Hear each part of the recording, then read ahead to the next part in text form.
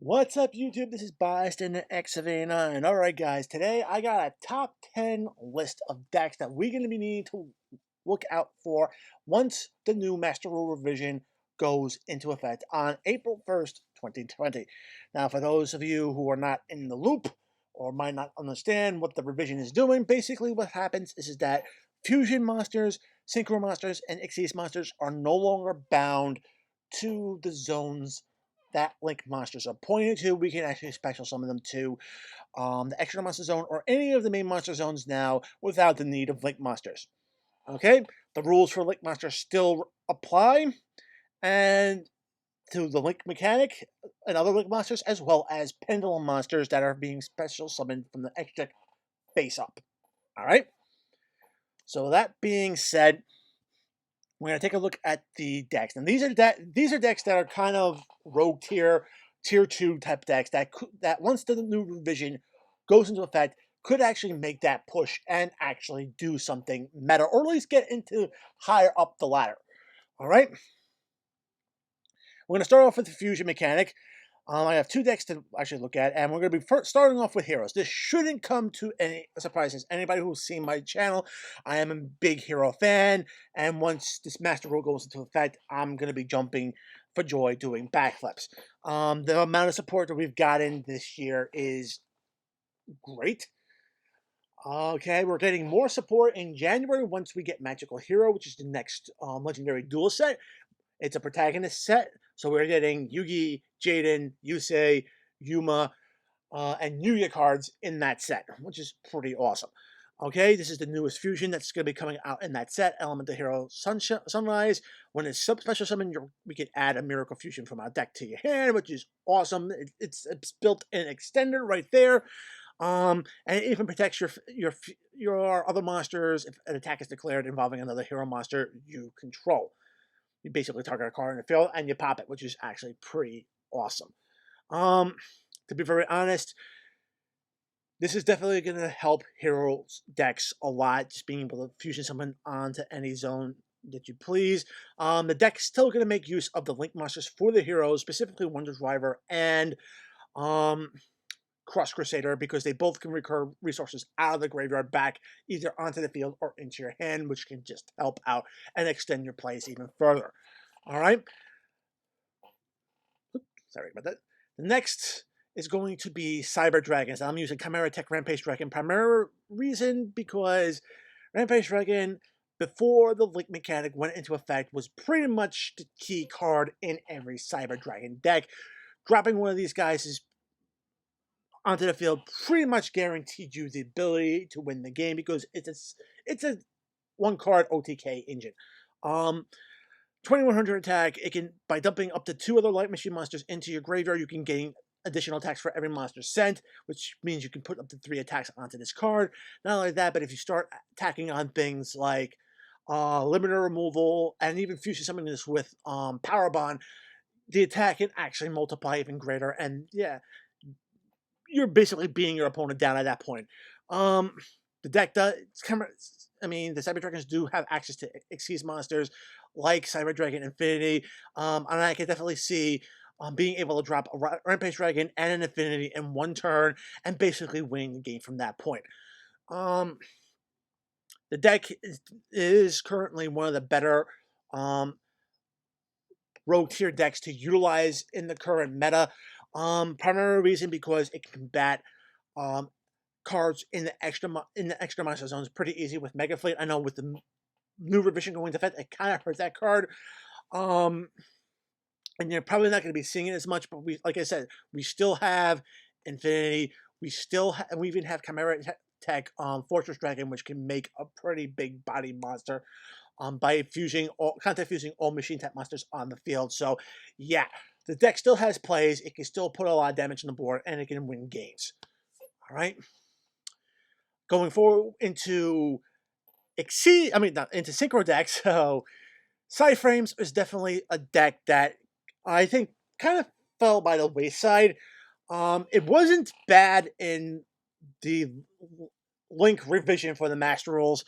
primarily because since the main synchros, Cyframe Lord Omega and Cyframe Lord Zeta here, can easily just bounce themselves off the field and take things away from your opponent.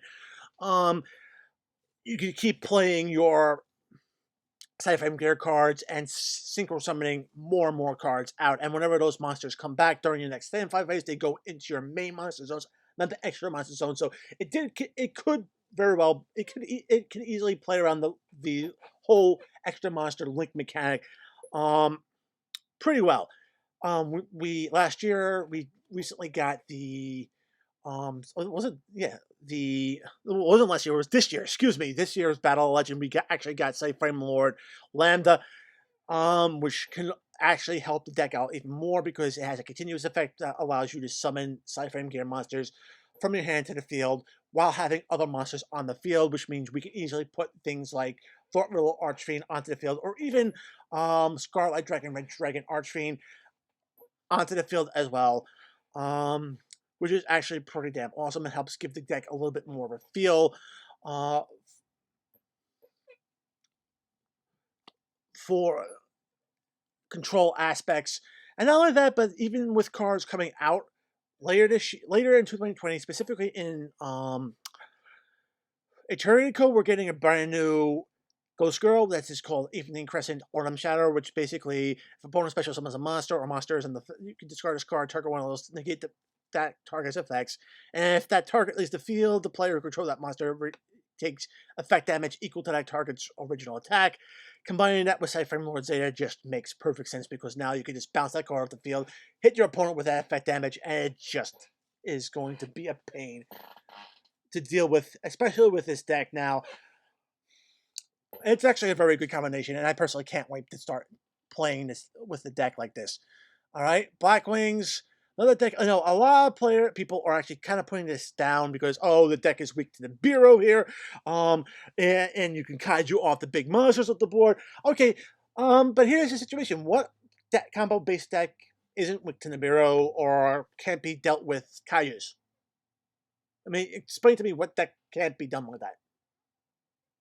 Yeah. They all have the weaknesses. So saying that and putting this deck down, not a very good idea.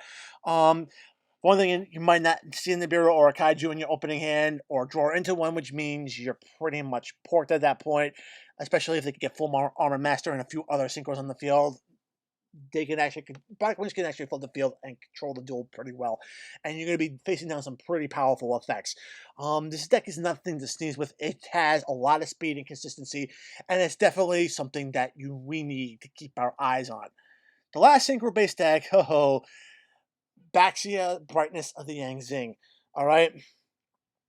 One of the more interesting synchro-based decks because every main deck Yang Zing monster is also a floater, which means you're getting another monster out of your deck onto the field. And they all the non-tutor monsters have the effect where you can actually synchro summon during your opponent's turn, as long as you got that tutor on the field, which is actually even better. And you can bring out things like Baxia, and Baxia has a compulsory evacuation device effect per the number of attributes used for a synchro summon. You add into the fact that the main deck monsters can actually add additional effects onto your synchro monsters, and it does become a very interesting deck. With all synchro decks, probably maybe not Cyframes, but Black Wings, I don't know, and I know for a fact, Yang Zings can also take use of Needle Fiber, which is coming out in March before the revision goes into effect, and I can tell you right now, it's Needle Fiber alone will definitely add in another layer of craziness to your effects, and the ability with the synchro summon with a deck. So it's definitely something to keep your eyes open on post-April. All right, moving into Xyz, I have two decks. I mean, they shouldn't be a surprise. Burning Abyss has always been an amazing rank 3 spam deck. Right now we have the Rock variant, which is the Rock Block Dragon variant, excuse me, which is actually kind of interesting, which is the more popular build right now. But I can tell you this right now, back before the Link revision went into effect, Burning Abyss, control multiple Dantes, get a lot of cards into the graveyard, trigger off a lot of effects, build into some pretty damn amazing boards, and put out some pretty vicious boss monsters as well. And I can tell you this right now, I expect this deck to actually move up, probably maybe tier 1.5 post revision. All right, the other archetype that we gotta take care of is going to be the Zooni Axe. Now, whether we see this as an engine or as a deck itself really depends on whether TCG Konami follows the OCG's method on their ban list and bring back Dryden to 1. Personally, in my opinion, Dryden should stay banned, and it shouldn't happen. But even if that doesn't happen, Zooni Axe is a very powerful rank 4 engine in its own right. And since we've been getting a lot of the rank 4 cards off the ban list over the past year and a half or so, yeah, I can see this deck actually doing something. Even just as a rank 4 engine deck. Excuse me. Add in Dryden into the mix, yeah, the deck becomes even a little bit more problematic, and it really pained me to put this on the list, but you can't ignore the fact what it can do. And the fact that a lot of consistent cards are still unlimited. All right.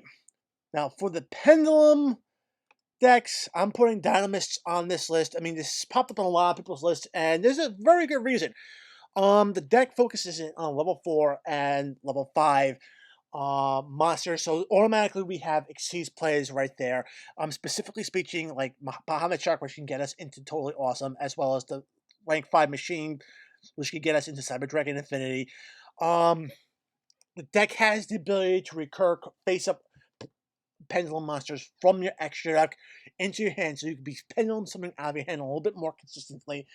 Built-in protection of the scale effects, which is so amazing. One card protects all your Dynamist cards from being destroyed by card effects. Another one protects them when they're targeted, which is just huge. And I'm not going to turn around and say this, but yeah, this deck can actually OTK your opponent just as easily as a Cyber Dragon deck. So definitely something to keep our eyes out on in 2018. Early 2018, it actually did pretty damn well on the regional scene, as well as in, I think, the YCS Pittsburgh. If memory serves me correctly, it actually did pretty decent. I think it was maybe on the bubble or before being eliminated. But yeah, this deck is definitely something to keep your eyes out for. Just based on what you can put into the deck alone, there's a lot of stuff you can do. All right, I'm putting Oddeyes deck on this list, and a lot of people saying, "Well, why don't you do DDD? It's a better deck." I mean, all right, there is some comparable things. DDD has a much higher skill ceiling than Oddeyes can, and that's part of it. But the thing about it is that the DDD combo, if you mess it up, you're not going to have a lot of things on the board that can actually protect you during your opponent's turn. You're pretty much dead in the water if you mess up that combo string. It's very specific. With Allies, if you mess up the combo string, it's a very, how do I say, forgiving, in which you can actually put up a pretty halfway decent board that can actually buy you another turn. Not only that, but you also got to realize that we're getting more support in January for it, and a lot of the current support has been reprinted a lot, and is available at the common level, which actually is a very good price point for the deck. So if you're looking at comparing both decks, there are a lot of things in favor for Oddeyes. Not only that, but you add in a lot of the main deck monsters of Darker Tribute and the Dragon type monsters, which means you have all that support as well. You can actually mix into the deck, which can really give you a good,